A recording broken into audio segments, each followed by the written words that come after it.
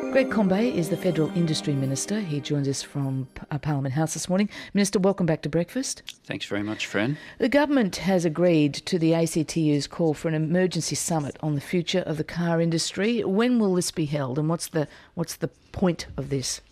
Well, it'll be held this Friday, and it'll bring the key players in the industry from the major motor vehicle manufacturers together with others in the manufacturing industry and representatives of people like the suppliers in the components manufacturing part of the car industry, together with decision makers to discuss the pressures that are on the industry and what policy settings are best for the period that's ahead of us, because as is clearly evident, the industry's under a lot of pressure. Sure. Since the Ford announcement last month, have you, as the government, sought assurances from Holden and Toyota about their ongoing commitment to Australia?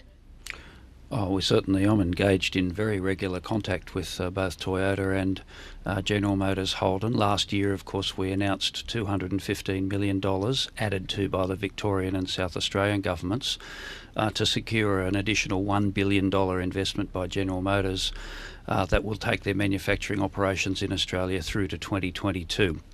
And at the moment, I'm working with Toyota on a set of measures as well, and we're confident of their future in manufacturing. But it doesn't mean that it's easy. It's very difficult economic times for the motor vehicle manufacturing industry in Australia, and principally that's because of the high value of the Australian dollar. And, there are plenty who say it's over. Jack Nasser, for instance, says all the car makers will have to leave Australia. He's a former boss of Ford. Well, yes, he's given a rather bleak portrayal, and I'm not suggesting that the pressures aren't there, but I like to be a little bit more positive than Mr Nasser. Well, positively, the federal government is committing millions of dollars to Geelong and Broadmeadows for economic development and diversification, $30 million. What exactly will that money be spent on? Well, there's several things that we've initiated. Firstly, the Prime Minister announced an additional $15.1 million over the weekend to do a couple of things. One is to have a very strong infrastructure of support for people in Geelong, and specifically the Ford workers who'll be displaced in a few years' time, to assist them with the capacity to find employment in other areas. And there'll be jobs marts and skills expos and regional industry coordinators for the labour market down there, for example, as well as a set of employment assistance measures that are offered. In addition to that, we'll be investing more money in the National Workforce Development Fund to work with the business community to ensure that we're developing the skills of the Ford workers and others in the region so that they can take up job opportunities. So that's one set of measures. Another is to support the supply chain for vehicle manufacturers, the companies that produce component parts. Many people are employed in these sorts of businesses, and this is not just confined to Victoria but also South Australia ultimately is important in this respect. The government will invest an extra $10 million to the existing funding we have in that program, and the Victorian government another $2. We're asking Ford to make a contribution to it as well. This is to assist the components manufacturers to reduce their dependence, if you like, on supplying parts to Ford and the other major manufacturers, and to diversify their businesses and look for export opportunities, help them lift their quality and productivity so that they can get into global supply chains where the future is. And the third component is to establish an industry investment fund that would be specifically targeting co-investments with businesses in the Geelong and northern Melbourne Broadmeadows region to help create jobs. And this where is governments put a contribution in on the basis of competitively sought grants by business who also make co-investments. And this all sounds terrific and all sounds like proactive, but how hands-on is the federal government, or should the federal government be here in terms of, I'm looking at the lessons from Ford, giving a blank cheque to ailing manufacturers, everyone seems to agree is not the way to go anymore.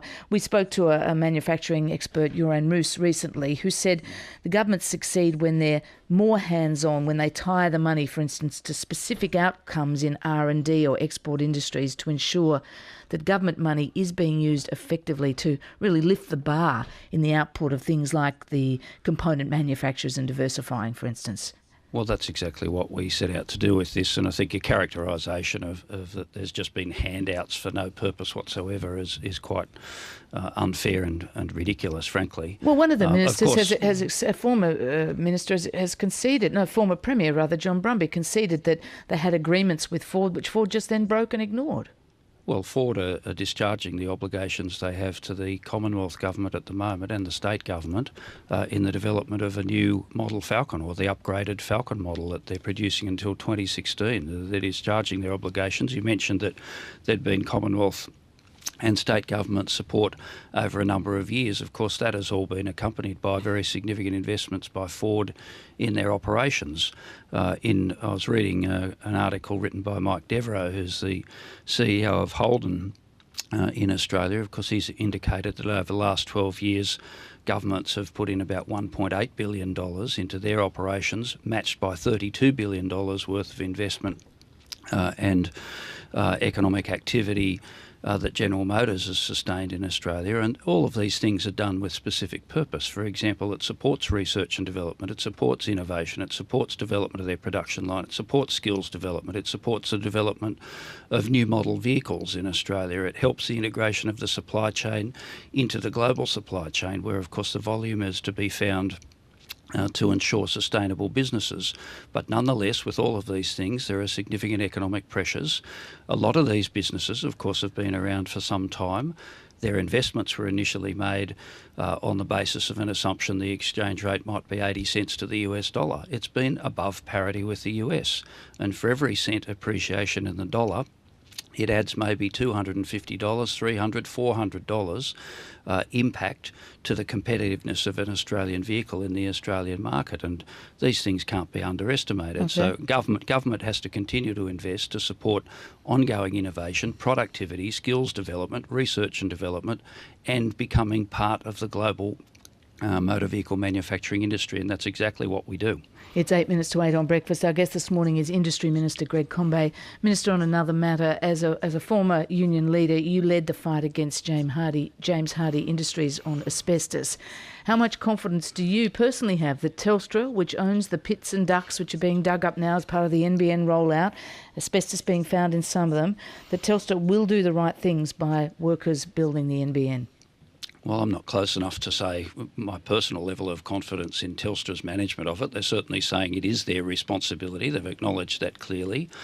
They are working with my colleagues within the government, particularly the Minister for Communications and the Minister for Workplace Relations, on the strategy that they are implementing to manage this issue.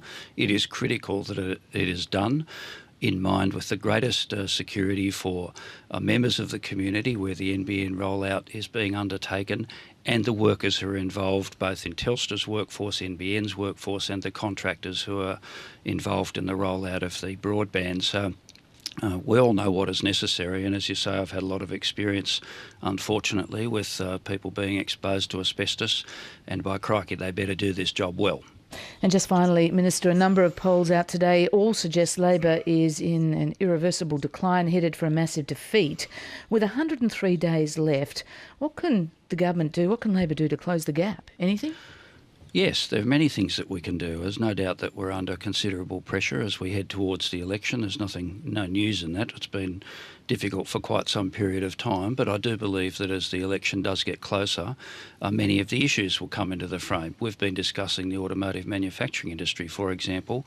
There's a very stark choice to be made on that issue alone, particularly for people in Victoria and South Australia who depend upon it, the better part of a couple of 100,000 people and their families. The Liberal Party policy will kill the auto manufacturing industry stone dead in this country. It will. It's not a piece of political rhetoric or hyperbole. Their policy is to take $500 million out of the support for the industry to the period to 2015 and place a further $1.5 billion in support after 2015 at risk. Now, no business can invest in those circumstances in the car industry, and the Liberal Party policy will see the car industry end in this country in 2016 or so. Okay. So it's a pretty clear choice there, and there's plenty of other clear choices on education, on superannuation, on the tax system, on many things, a school kids bonus, things that are really important to people, and we'll be arguing our case, I can assure you. Greg Combet, thanks for joining us on Breakfast. No worries, thanks, friend. Greg Combet is the Federal Minister for Industry and Innovation. It's 5 minutes to 8. RN, your world unfolding.